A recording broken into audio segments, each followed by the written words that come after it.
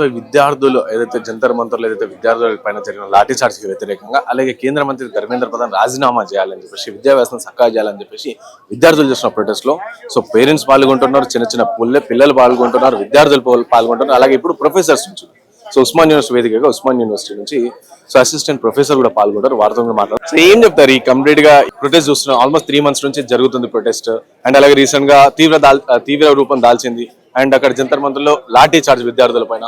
So what you want to సే? ఒకటి government స్పందించాలి, ఎందుకంటే దాదాపు 20 లక్షల మంది స్టూడెంట్స్ నీట్ ఎగ్జామ్ రాసి లాస్ అయిపోయినారు. నీట్తో పాటు నెట్ తర్వాత సియూ సెట్ అంటే ఇండియాలో దాదాపు లాస్ట్ 10 years లో చాలా ఎగ్జామ్స్ లీక్ అవుతున్నాయి. సో ఇది గవర్నమెంట్ డ్యూటీ కాబట్టి గవర్నమెంట్ రెస్పాండ్ అవ్వాలి. ఇంకోటి ప్రైమ్ మినిస్టర్ మాట్లాడాలి, ఎందుకంటే అనేక విషయాలు పిఎం మాట్లాడతారు. అంటే ఇంత పెద్ద దేశంలో ఇంత పెద్ద పేపర్ లీక్ అయినప్పుడు పిఎం మాట్లాడాలి అని నేను అనుకుంటున్నా. ఇంకో విషయం ఏంటంటే ఎంబడే మినిస్టర్ రిజైన్ చేయాలి. సో దానివల్ల డెమోక్రసీలో అకౌంటబిలిటీ, ట్రాన్స్పరెన్సీ ఇవన్నీ వస్తాయి. కాబట్టి I want prime minister of India to have a question answer about the problems and the minister of education must be resign. అంటే కిందున్న అధికారులు చేసిన తప్పుకి సో కేంద్ర మంత్రి రాజీనామా చేయడం ఎంతవరకు కరెక్ట్, అసలు దానివల్ల ప్రాబ్లమ్ సాల్వ్ కాదు అని చెప్పి కూడా బీజేపీ పార్టీలో మాట్లాడుతున్నారు కదా. అంటే ఒకసారి తప్పు జరిగితే తప్పు అది, కానీ 10 సార్లు జరుగుతుందంటే ఏంది అంటే వ్యవస్థ లోపం ఉంది. కాబట్టి ఆ వ్యవస్థకి ఆయన హెడ్గా ఉన్నాడు. So as head of the department the man should be take the responsibility. కాబట్టి మినిస్టర్ రిజైన్ చేస్తే కింద అధికారులు కూడా షిఫ్ట్ అయిపోతారు. ఇంకో విషయం ఏంటంటే గవర్నమెంట్ ఆఫ్ ఇండియా ఇలాంటి బిల్ పాస్ చేయాలి, ఎందుకంటే ఇండియాలో ప్రతి వారము ప్రతి నెల ఒక పేపర్ లీక్ అయిపోతుంది. కాబట్టి గవర్నమెంట్ ఆఫ్ ఇండియా రెస్పాండ్ అయితేనే కింద ఉన్న అధికారులకు భయం ఉంటుంది, ఎందుకంటే మనం ఎన్నో డెవలప్మెంట్ చేస్తున్నాం, ఇది పెద్ద విషయం కాదు. కాబట్టి గవర్నమెంట్ ఆఫ్ ఇండియా పార్లమెంట్కి రావాలి, బిల్లు పాస్ చేయాలి, ఇలాంటి పేపర్లు మళ్ళీ లీక్ కాకుండా చూసుకోవాలి.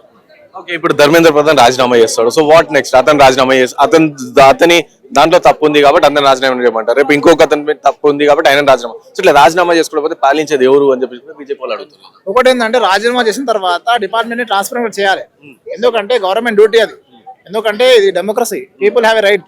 కాబట్టి ట్రాన్స్పరెన్సీ తీసుకురావాలి, రిఫార్మ్స్ తీసుకురావాలి. అంటే ఏం చేస్తే పేపర్ లీక్ కాదో అవన్నీ చేయాలి government. We're not asking only about the resignation, we're equally asking about the transparency, accountability and many other things like reforms. So ఏం చెప్తారు మీరు? అంటే ఇప్పుడు ఇంత జరుగుతున్నా సరే, ఇంకా ధర్మేంద్ర ప్రధాన్ రాజీనామా చేసే ఉద్దేశంలో కనిపించట్లేదు అండ్ బీజేపీ నుంచి ఇక్కడ ఇలాంటి అఫీషియల్ స్టేట్మెంట్ కూడా రాలి, కేవలం సరే మేము మాట్లాడతాం, రిఫార్మ్స్ చేస్తామని చెప్పారు కానీ సో విద్యార్థులతో డైలాగ్ అండ్ డిస్కషన్ ఇప్పటివరకు కూడా లేదు. అండ్ అలాగే ఇటు రాష్ట్ర ప్రభుత్వం కూడా కావచ్చు, లేకపోతే ఇతర రాష్ట్ర ప్రభుత్వాలు కూడా ఎవరు కూడా మాట్లాడతారు. ఏం చెప్తారు? సో ఒకటేంటంటే ఇది వాళ్ళ టైము, ఎందుకంటే లాస్ట్ 1 monthకి వెళ్ళి దేశం మొత్తం ప్రాబ్లం నడుస్తుంది. ఇప్పుడు ఢిల్లీ, యూపీలో చేస్తే చాలా మంది విద్యార్థుల పైన రక్తం చెల్లు కొడుతారు. ఒకటి విద్యార్థుల కొట్టొద్దు. ఇంకో విషయం ఏంటంటే ప్రైమ్ మినిస్టర్ ఆఫ్ ఇండియా కానీ మినిస్టర్ ఆఫ్ ఎడ్యుకేషన్ కానీ ప్రెస్ కాన్ఫరెన్స్ పెట్టాలి. పెట్టినప్పుడు ఇండియాలో ఉన్న కాన్ఫరెన్స్ కానీ స్టూడెంట్ కానీ పిలవాలి.